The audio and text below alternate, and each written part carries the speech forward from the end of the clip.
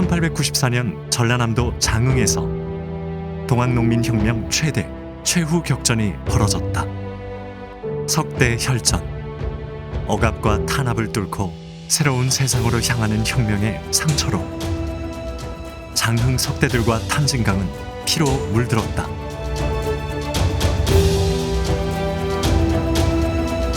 제암산 장흥 공설공원 묘지엔 무명농민군 1699기가 잠들어 있다. 희망과 도전, 분노와 좌절이 뒤섞인 슬픈 묘역에 1894년 그때의 함성이 여전히 메아리친다.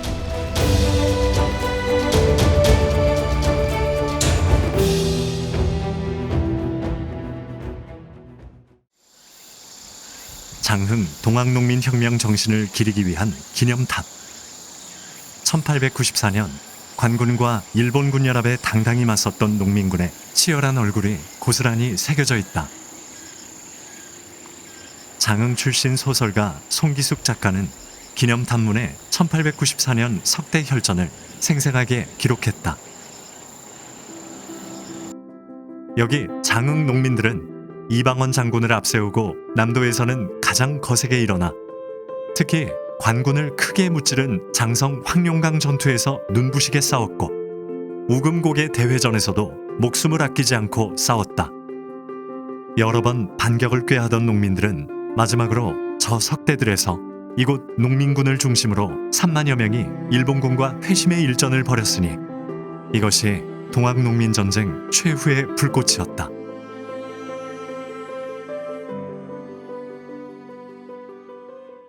장흥 석대들 전적지는 2009년 5월 11일 대한민국의 사적 제498호로 지정되었다.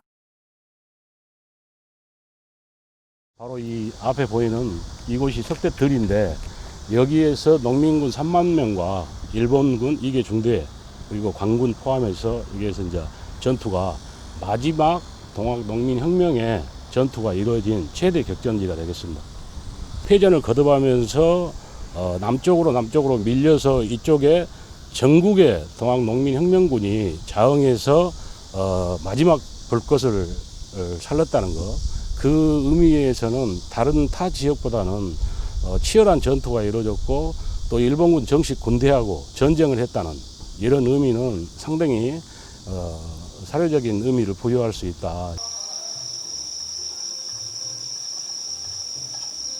성은 나중이다 이렇게 나오고 1800년대 후반 장흥 지역에 동학이 널리 퍼졌다. 2023년 현재 동학 교리를 공부하고 정신을 기리는 사람들이 모였다. 그것이 발현된 게 동학이다. 그래서 이거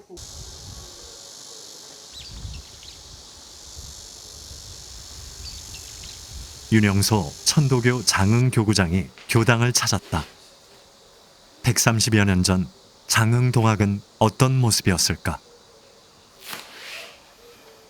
장흥의 그 독도 같은 경우에도 주민의 약 80%가 동학을 하고 있었고 아침에 지나다니면은 시천조 조화적 하면서 주문에는 소리가 온 동네를 다 이렇게 울렸다고 하죠. 장흥이라는 곳이 이 전라남도 해안 지역에서 가장 큰 행정 지역이었거든요.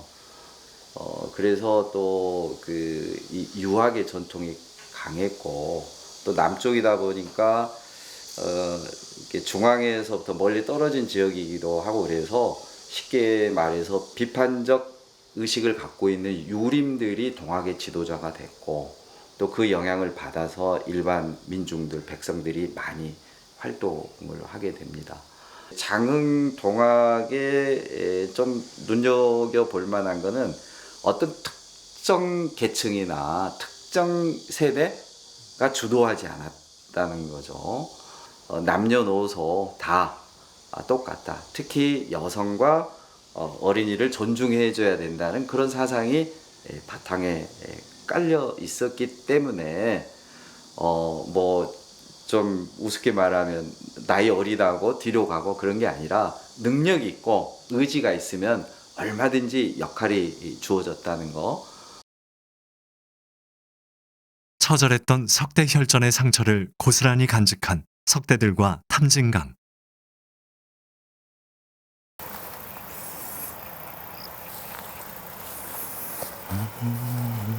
박홍규 화백은 석대들을 걸으며 동학농민군들의 뜨거운 염원을 되새긴다.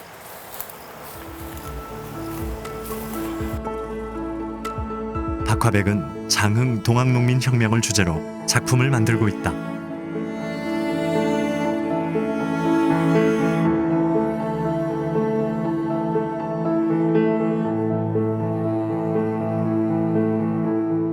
근현대사에서 이 동학을 빼고는 얘기가 안 됩니다.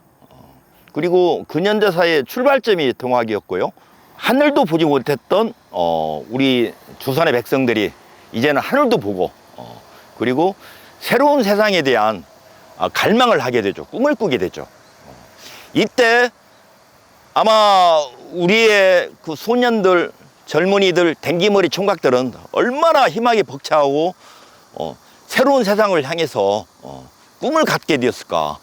비록 패배는 했지만은 아직까지도 그 정신들이 남아서 지금까지 석대들이 보이는 작업실. 박홍규 화백은 소년 뱃사공 윤성도와 덕도 주민들이 힘을 합쳐 일본군으로부터 500~600명의 농민군을 구해낸 이야기를 목판화로 제작했다. 동학농민혁명 장흥부 덕도 탈출도.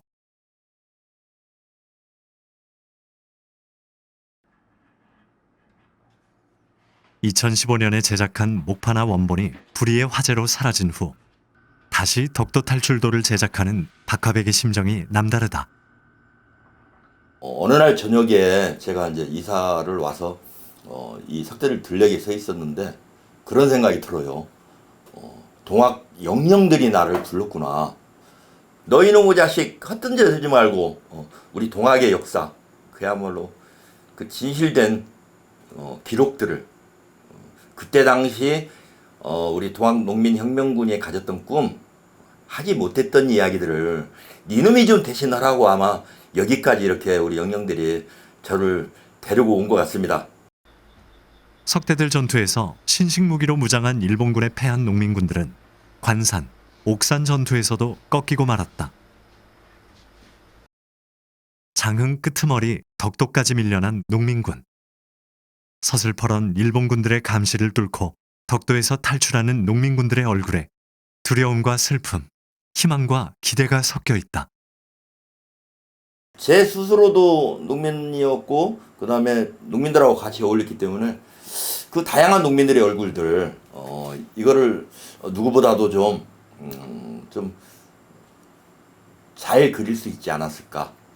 그분들에 대한 분노나 희망이나 그 슬픔 내지는 여러 농사짓다 겪는 그런 표정들이 아마 뭐 동학농민군 얼굴에 그대로 있었을 거라 생각을 하고, 여러분의 패배는 결국에는 승리를 위한 디딤돌이고 징검다리이기 때문에 살아남아서 끝까지 새로운 세상을 위한 꿈을 버리지 말아라, 뭐 이런 걸로 해석할 수 있을 것 같습니다.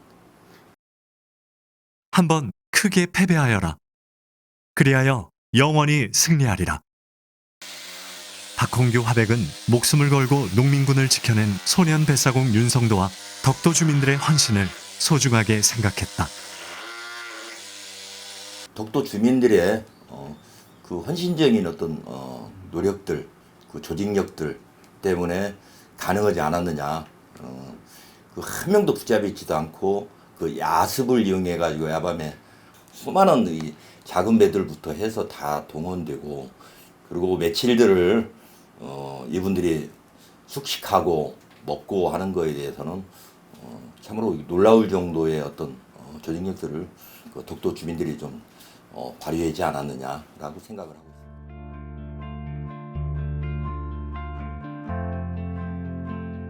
2015년 4월 개관한 장흥 동학농민혁명 기념관. 이곳은 반외세, 반봉건을 외치며 분연히 일어섰던 동학농민혁명군의 숭고한 발자취를 고이 간직했다. 전시관 중앙에 장흥 농민군의 덕도 탈출을 성공시킨 소년 뱃사공 윤성도가 있다.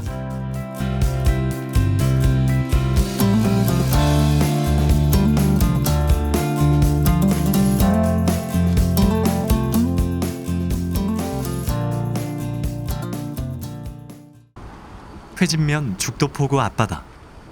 크고 작은 섬들이 펼쳐져 있다. 윤병추 선생은 틈나는 대로 죽도포구에 나와 할아버지 윤성도를 생각한다. 올해 나이 91살. 윤병추 선생은 소년 뱃사공 윤성도의 활약과 헌신을 세상에 알리기 위해 여생을 바쳤다. 이곳은 할아버지가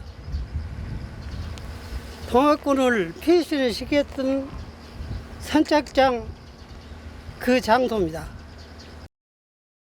할아버지하고 같이 자면서 할아버지가 저녁이면은 이 얘기를 들려줘서 그래서 알고 이 얘기를 한 것입니다. 달이 어느 정도 떴을 때 사람 몇 명을 보내라. 그리고 요리 보내면은 여기 그때 그 시간이 만조 때가 돼야 되니까 시간을 봐서 만조가 될 시간에 여기를 오게 합니다. 그래갖고 오시면은 배 해가지고 요 아래 금당, 금일, 약산, 청산 저런 데로 피시를 시켜요. 어르신 바다 보면은 할아버지 윤성도 할아버지 생각 많이 나세요? 아, 많이 나죠. 첫째 섬의 위치.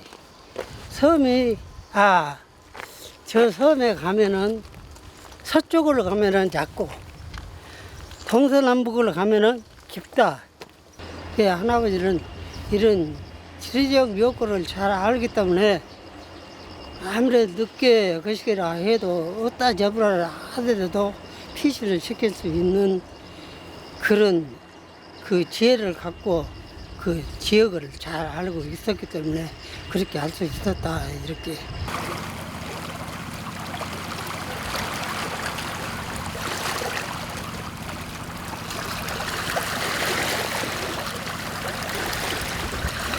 석대전에서 폐전을 하고 그 동학군들이 전부 요 덕도로 피시를 하게 된 동기도 뭐냐 그러면은 덕도는 그때 한 사람도 그 전도기를 안 한 사람이 없어요. 전체가 전도교 교원들입니다.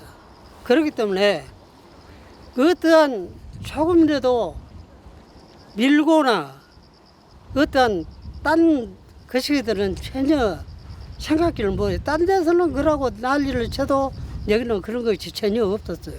서로 감싸주고 감추어 주려고 하지 그렇게 고발하려는 그런 정신들은 전혀 없었어요. 그래서 얘가 덕도가 유득이나 딴 데하고 좀 틀리다.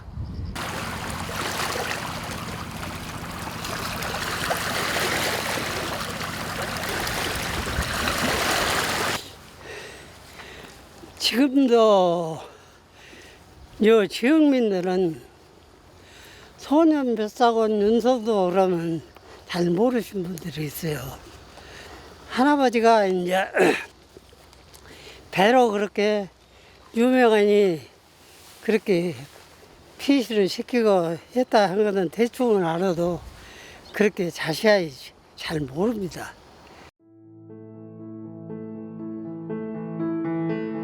석대들이 내다보이는 장흥 동학농민혁명기념관 부근 마을엔 벽화거리가 있다.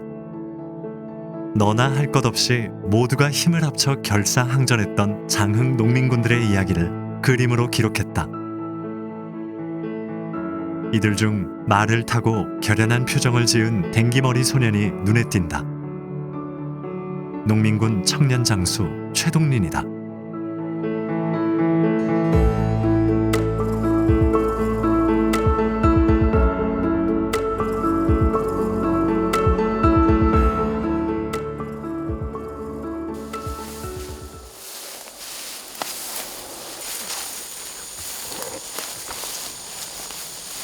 집안 족보상 최재우 선생 아버지 어머니 그 최동민 우리 장군의 과 가묘로 다 부인의 묘예요. 물론 제가 역사적으로 추정할 때는 시신을 직접 묻은 것이 아니고 최동리는 1895년 3월 3일 음력으로 나주에서 그때 나주 목사 민종렬이 동학농민회 호남 초토사를 하고 있는데 일본군들이 인기하고 가니까 9명을 처형했다는 명단을 조정으로 보내는데 그 중에 4명이 장 사람인데 최동민이 들어있어요.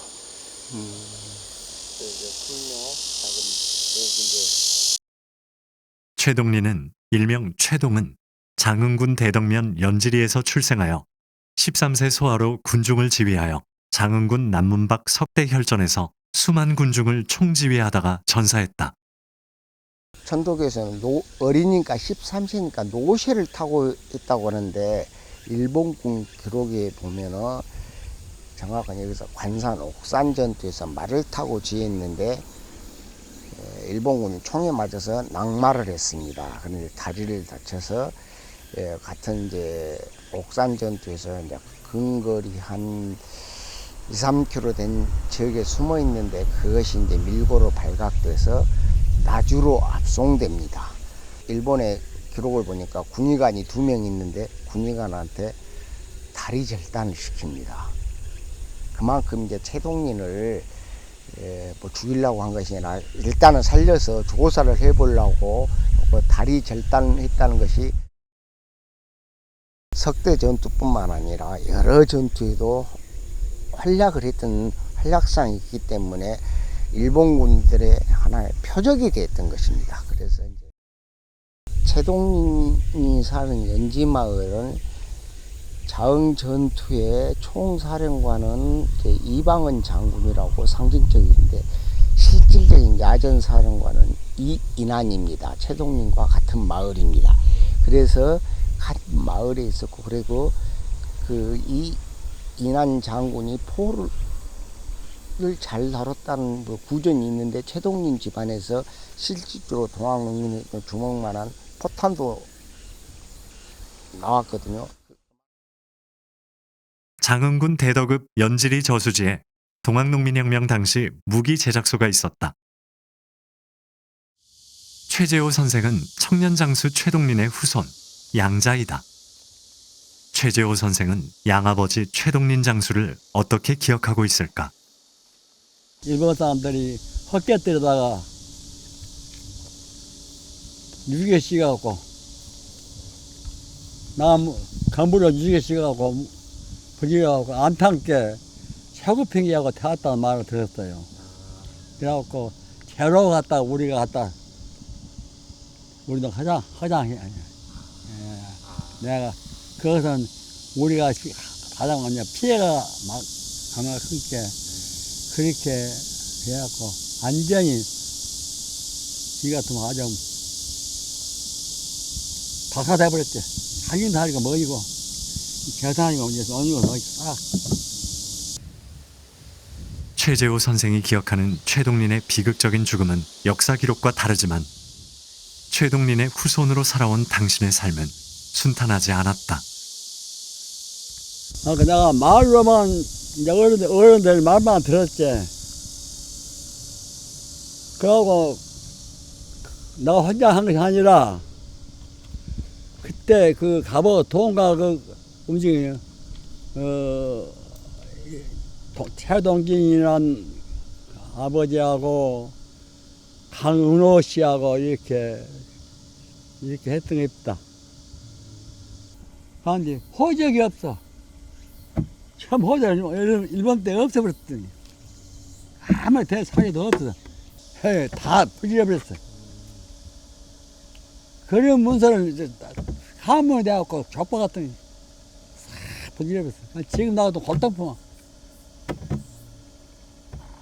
그럼 일제시대 그때는 우리가 최동린의 후손이요, 최동린의 맞아. 집안이요 말을 못한 거네요. 말 뭐하죠. 기가 막히네. 일본군이 남겨놓은 약간의 기록을 빼면 최동린과 관련된 기록은 제대로 남아있지 않다.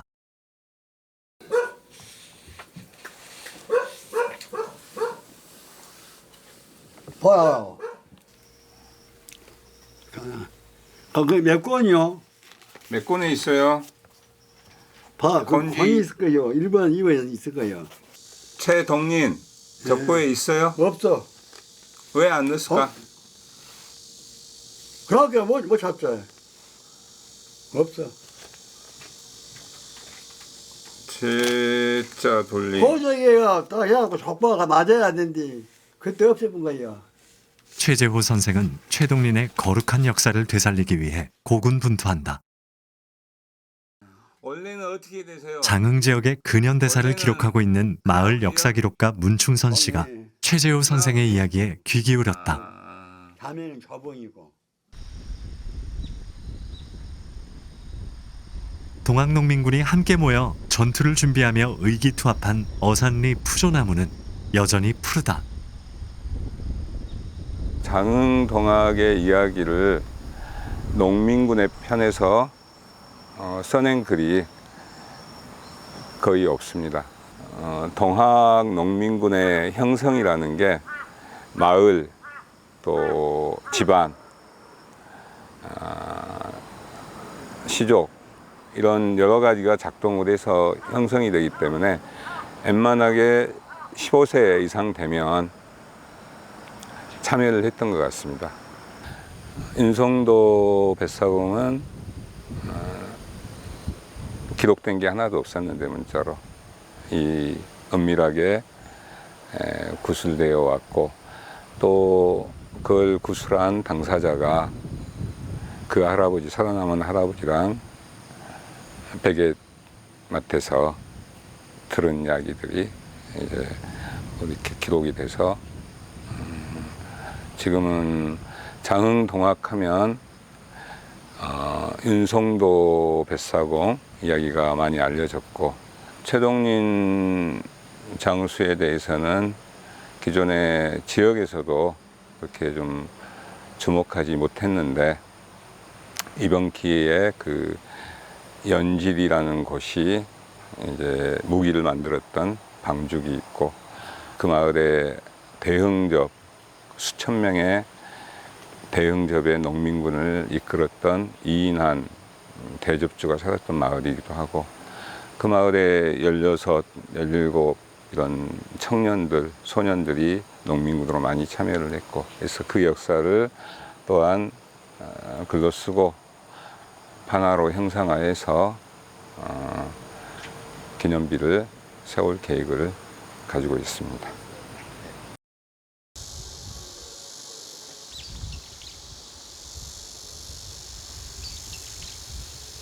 개인의 어떤 유불리 이해관계를 떠나서 함께 참여했던 것이고 우리는 쉽게 이해하지는 못하지만 그 참여했던 순간이 가장 높은 경지에 도달한 어떤 삶의 실천이라고도 볼 수 있을 것 같아요. 죽음을 눈앞에 두고 죽음의 경계 속에서 이웃과 같이 전장에 나간다는 거는 글쎄 우리가 그렇게 쉽게 상상할 수 있는 그런 건 아니고 그거를 아주 정신적으로 뛰어넘는 그런 실천이자 결단이었다고 봅니다.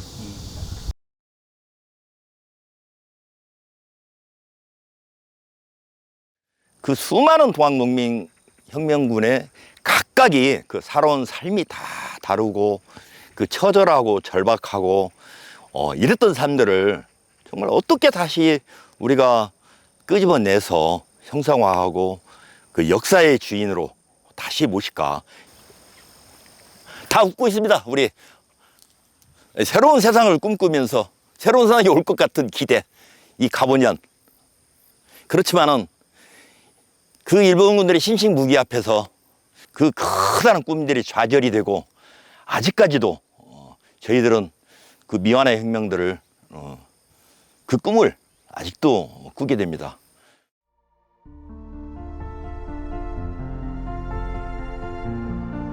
어화 연동방죽 청년장수 최동린 백마 타고 출정하며 척양척외 총을 들고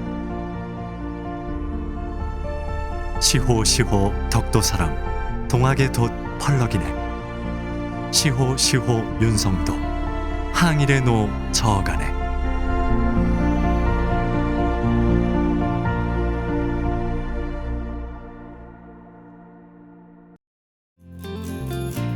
제 작품의 힘이 아마 탐진강이나 아니면 석대들이나 그때 당시 원혼들 이제는 잊혀져가는 그런 우리 역사를 다시 한번 니놈이라도 정말 새롭게 다시 조명을 해서 우리를 알려라 하는 어떤 그런 어떤 꾸짖음 그런 소리가 들리는 것 같아요. 꾸짖음 소리가 도대체 니놈들은 뭐하냐 이런 소리들이 제가 그 숙제를 해야 되겠죠.